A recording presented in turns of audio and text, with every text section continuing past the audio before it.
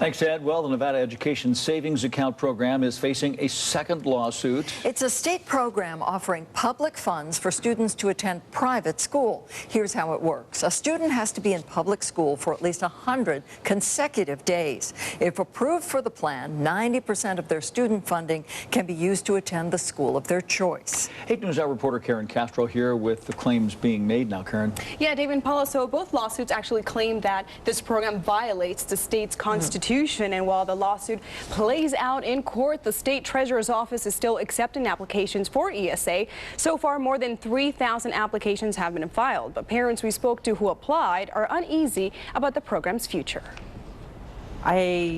I'm a little worried. Sandy Salas applied for the Education Savings Account program for her 3 children last month when the application first became available. I jumped right on it. But now the program is facing 2 lawsuits. The ACLU filed this 21-page complaint last week, and a group of parents followed suit this week challenging the program's legality. We think it's important to preserve public education funds to improve public education. Educate Nevada Now is the nonprofit providing legal resources for the parents and their children suing the state. We think that the Nevada Constitution is clear about that.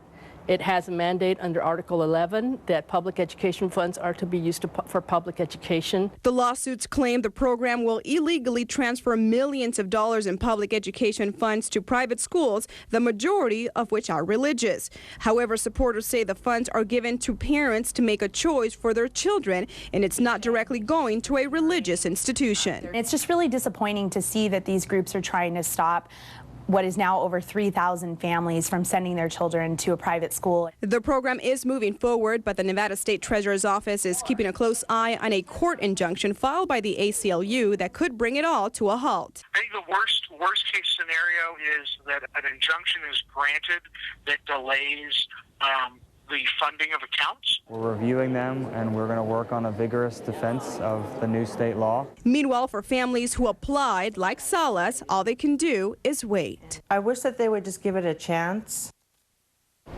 Now, the state treasurer's office says they're working closely with Attorney General Adam Laxalt to fight for the program in court. Governor Brian Sandoval has also asked Laxalt to use all resources available to get the lawsuits heard before a judge as soon as possible. Dave and Paula? Thanks so much.